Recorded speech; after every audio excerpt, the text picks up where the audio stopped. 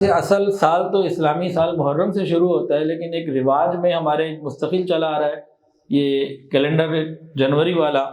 تو بہرحال ہم نے دیکھا ہے دنیا میں کمپنیز کو، اور ہم خود بھی یہی کرتے ہیں، ہر آدمی یہی کر رہا ہوتا ہے کہ جب سال ختم ہو رہا ہوتا ہے تو بھئی اگلا سال کیسے گزارنا ہے اس کی پلاننگ، اور پچھلا کیسے گزرا اس کے اوپر پوری رپورٹیں بنتی ہیں، اور پھر اس پہ ڈسکشن ہوتی ہے۔ آپ کسی بینک میں چلے جائیں، کسی کاروباری ادارے میں چلے جائیں، کہیں چلے جائیں، ہر جگہ یہی ہوتا ہے۔ تو دنیا کے اعتبار سے تو ہم سب اس طرح کے ڈیٹا لیتے ہیں، بناتے ہیں، پھر اس پہ فیصلے کرتے ہیں۔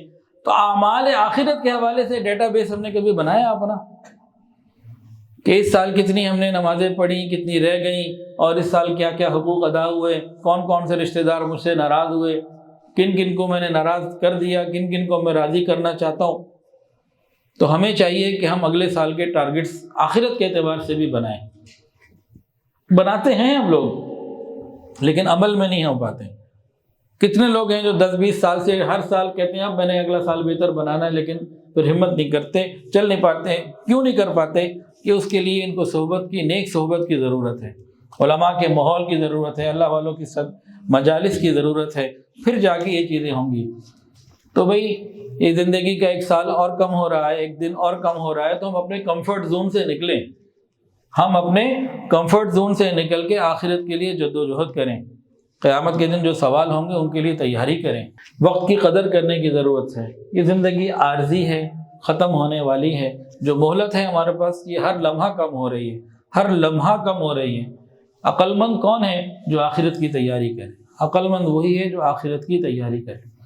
مسلمانوں کو تو بحیثیت ایمان کے، ایمان والے ہونے کے، آخرت کی تیاری میں بہت آگے ہونا چاہیے کہ ان کا تو سب کچھ وہیں پہ ہے۔ قیامت کے دن اللہ رب العزت پوچھیں گے ان لوگوں سے جنہوں نے وقت کا ضیاع کیا ہوگا، ضائع کیا ہوگا، اولم نعمرکم ما یتذکر فیہ من تذکر وجاءکم النذیر فذوقوا فما للظالمین من نصیر۔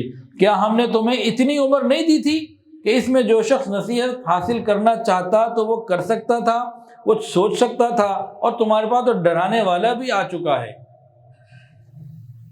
ٹھیک ہے، اب پھر عذاب کا مزہ چکھو۔ اتنی کھلی کھلی باتیں اللہ رب العزت نے بتا دی ہیں۔ نبی علیہ السلام نے فرمایا قیامت کے دن بندہ اس وقت تک اللہ رب العزت کی بارگاہ میں کھڑا رہے گا، قدم نہیں ہل سکتے جب تک کہ 4 سوالوں کا جواب نہ دے دے۔ اپنی زندگی کیسے گزاری، پوری زندگی کے بارے میں، زندگی کیسے گزاری، اور جوانی کہاں گزاری، مال کمایا کہاں سے اور خرچ کہاں کیا، اور اپنے علم پر کیا عمل کیا۔ یہ 4 سوال ایسے ہیں کہ اس کے بغیر کسی کا قدم نہیں ہل سکے گا۔ یہ ہم سے ہونے، اور ہماری سال گزر رہے ہیں نا، ہماری مہلت کم ہو رہی ہے، اور مجھے اس کی تیاری کرنی ہے۔ بہت بڑا پیپر ہے جو مجھے دینا ہے۔ زندگی کہاں گزاری، جوانی کہاں گزاری، مال کمایا کہاں سے، خرچ کہاں پہ کیا، اور اپنے علم پر کیا عمل کیا۔ یہ صرف علم پر عمل والے سوال کے اوپر ایک صحابی بہوش ہو جایا کرتے تھے۔ باقی ساری چیزوں کو اگر ہم سائڈ پہ رکھیں، صرف اس پہ بات کریں، تو کس کو نہیں پتا کہ جھوٹ بولنا گناہ ہے؟ وہ کون سا مسلمان ہے جسے 5 نمازوں کی اہمیت کا پتہ نہ ہو، اور حقوق العباد کے بارے میں پتہ نہ ہو؟ تو اپنے علم پر کیا عمل کیا؟ رشتہ داریاں جوڑنا، اس پہ میں نے کیا کام کیا، عملاً میں نے کیا کام کیا؟ تو اپنے علم پر عمل، اس کے اوپر ہم ذرا رات کو غور کریں۔ قیامت کے دن تو حساب ہونا ہے، تو کسی دن گھر میں بیٹھ کے اپنا حساب میں ہے، اور ہم سب خود کریں اپنے علم پر کیا عمل کیا، مجھے کون کون سی باتیں میرے علم میں ہیں، میں نے ان پہ کیا عمل کیا، پتہ لگ جائے گا۔ بھئی اللہ نے پوچھنا ہی پوچھنا ہے، تو اگر ہم ابھی یہاں سے تیاری کریں، اللہ ہماری حفاظت فرمائے۔ نبی علیہ السلام نے نیکی کرنے کی ترغیب کتنی زیادہ دی، اس حدیث پہ ذرا غور کیجئے گا، بہت توجہ کے ساتھ ان الفاظ کو سنیں۔ فرمایا اگر قیامت قائم ہو جائے، سورج نکل آئے، وہ ستارے گر رہے ہوں، اور سورج مغرب سے نکل آئے، ستارے گر رہے ہوں، پہاڑ ختم ہو رہے ہوں، اگر ایسا ماحول آ جائے، نفس نفسی کا عالم، سمندر آگ بن رہے ہوں، زمین لرز رہی ہو، بلڈنگیں گر رہی ہوں، لوگ مر رہے ہوں، قیامت قائم ہو جائے، اب سنیے ان کیفیات کے ساتھ، اگر قیامت قائم ہو جائے اور تم میں سے کسی کے ہاتھ میں کھجور کا کوئی پودا ہو اور اس وقت وہ اس بات کی ہمت رکھتا ہو، استطاعت رکھتا ہو کہ وہ اللہ کے سامنے کھڑے ہونے سے پہلے اس کو لگا دے، تو اسے چاہیے کہ لگا کے مرے۔ اب اس سے زیادہ اور کیا بات سمجھائی جائے؟ تو وہ بھی وقت اگر ہے تو اس کو بھی بچا لینا۔ ہم تو گھنٹوں سوشل میڈیا پہ لگا دیتے ہیں۔ عمر ابن عبد العزیز رحمۃ اللہ علیہ فرماتے تھے کہ انسان، رات اور دن تجھ پر عمل کر رہے، تو بھی تو ان میں عمل کر۔ رات اور دن ہماری زندگی کو ختم کر رہے ہیں، ہر آنے والا دن اور رات ہماری زندگی کم کر رہا ہے، ہماری صحت پہ اس کے اثرات آ رہے ہیں، تو ان کا تم بھی تو اس پر عمل کرو۔ اللہ تعالیٰ فرماتے ہیں یا ایھا الذین آمنوا اتقوا اللہ ولتنظر نفس ما قدمت لغد۔ ہر انسان کو چاہیے، اے ایمان والو تم اللہ سے ڈرتے رہو، ہر شخص دیکھتا رہے کہ اللہ کے لیے اس نے کیا بھیجا، اللہ کے سامنے قیامت کے دن اپنے پیش ہونے کے لیے کیا بھیج رہا ہے۔ وہ روز جو ہم رات کرتے ہیں تو سارے دن کے اعمال ہمیں یا جنت کے قریب کر رہے ہیں یا جہنم کے قریب کر رہے ہیں۔ تو اللہ تعالیٰ بار بار فرما رہے ہیں کہ بھئی ڈرو اللہ سے، واتقوا اللہ، اور ہر شخص کو دیکھتے رہنا چاہیے کہ اس نے کل قیامت کے لیے کیا بھیجا ہے، اور اللہ سے ڈرتے رہو، بے شک اللہ ان کاموں سے باخبر ہے جو تم کرتے ہو۔ اور دیکھو تم ان لوگوں کی طرح نہ ہو جانا جو اللہ کو بھلا بیٹھے پھر اللہ نے ان کو بھلا دیا۔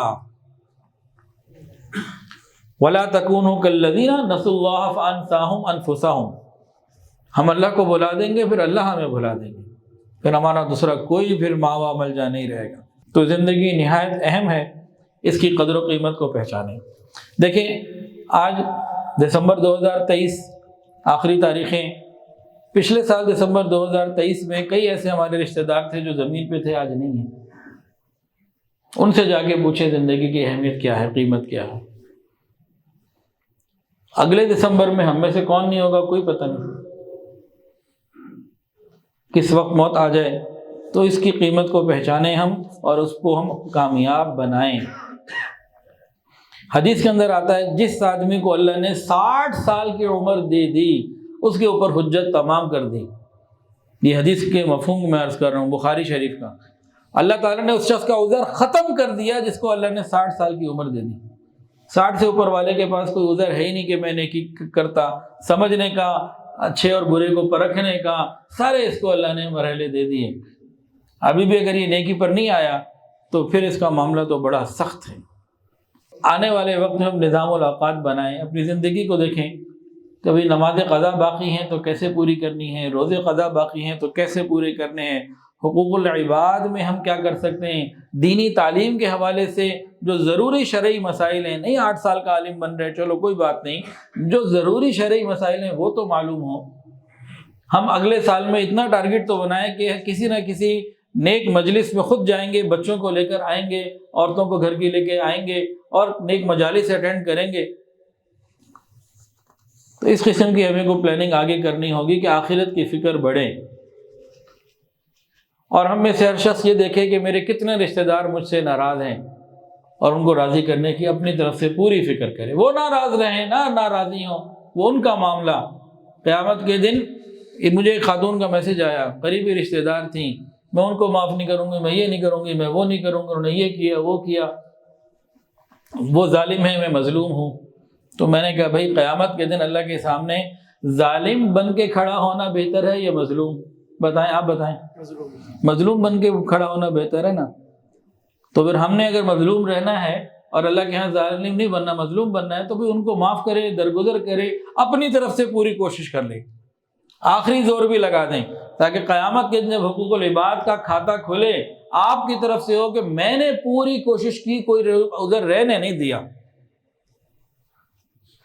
یہ تو کر سکتے ہیں نا، جو ہم کر سکتے ہیں وہ بھی نہیں کرتے۔ تو ہم اگلے سال میں اس کی فکر کرنے والے بنے۔ نبی علیہ السلام نے فرمایا، یہ حدیث بھی بہت سننے سمجھنے سے متعلق رکھتی ہے، اللہ اکبر کبیرہ، فرمایا جب شام ہو جائے تو صبح کے منتظر نہ رہو کہ تمہاری زندگی کی صبح ہوگی، اور جب صبح ہو جائے تو شام کی امید میں مت رہو کہ شام بھی تمہاری زندگی میں ہوگی، اور اپنی صحت کو مرض سے پہلے غنیمت جان لو اور زندگی کو موت سے پہلے جان لو۔ کیسی بات ہے؟ نبی علیہ السلام نے فرمایا جب شام ہو جائے تو صبح کے منتظر نہ رہو، صبح ہو جائے تو شام کی امید نہ رکھو۔ ہم بھی تو یہ کہتے ہیں اچھا کل کر لیں گے، اچھا پھر کر لیں گے، پھر کر لیں گے۔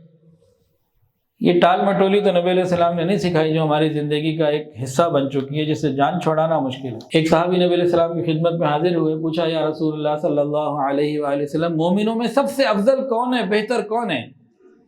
افضل اور بہتر کون ہے؟ فرمایا جس کے اخلاق اچھے ہیں۔ اخلاق اچھے کا پتہ کیسے لگتا ہے؟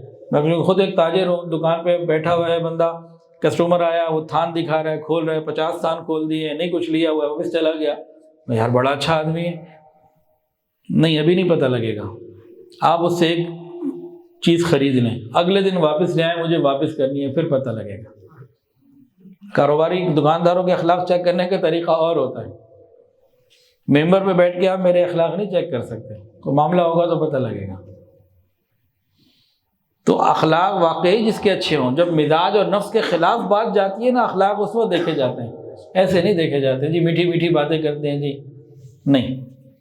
تو مومنوں میں اچھا کون ہے؟ جس کے اخلاق واقعی اچھے ہوں، مفاد کے خلاف بھی اخلاق سے ہو نا، پھر مزہ آتا ہے۔ پھر پوچھا عقل مند کون ہے، جینیس کون ہے، سمجھدار کون ہے؟ بڑا پیارا سوال پوچھا، ٹو دی پوائنٹ، عقل مند کون ہے؟ تو نبی علیہ السلام نے فرمایا جو موت کو سب سے زیادہ یاد کرے اور موت کے بعد کی زندگی کے لیے سب سے اچھی تیاری کرے۔ جو موت کو سب سے زیادہ یاد کرے اور موت کے بعد کی زندگی کے لیے سب سے زیادہ تیاری کرے، یہ عقل مند ہے۔ تو میڈیا کسے عقل مند کہہ رہا ہے، دنیا کسے کہہ رہی ہے، وہ الگ بات ہے۔ نبی علیہ السلام نے بتا دیا عقل مند کون ہے۔ تو ہم میں سے جو آخرت کی فکر میں ہے، تیاری میں ہے، کوشش کر رہا ہے کہ روز میں یہ کام کروں، تو وہ عقل مند ہے۔ اور جو غافل ہے وہ پھر بے وقوف ہے۔ وہ بے وقوف پھر وہی کہہ رہا ہوگا قیامت کے دن فیقول رب لولا اخرتنی الی اجل قریب، اللہ دوبارہ بھیج دے، پھر موقع کو مل جائے، جا کے صدقہ کراؤں، پھر موقع نہیں ملے گا۔ اللہ ہمیں اس مہلت سے فائدہ اٹھانے کی توفیق عطا فرمائے۔ ویڈیو کے نیچے سبسکرائب کے بٹن پہ کلک کریں، بیل کے آئیکن پہ کلک کیجئے تاکہ ہر نئی ویڈیو کی نوٹیفیکیشن آپ کو مل جائے۔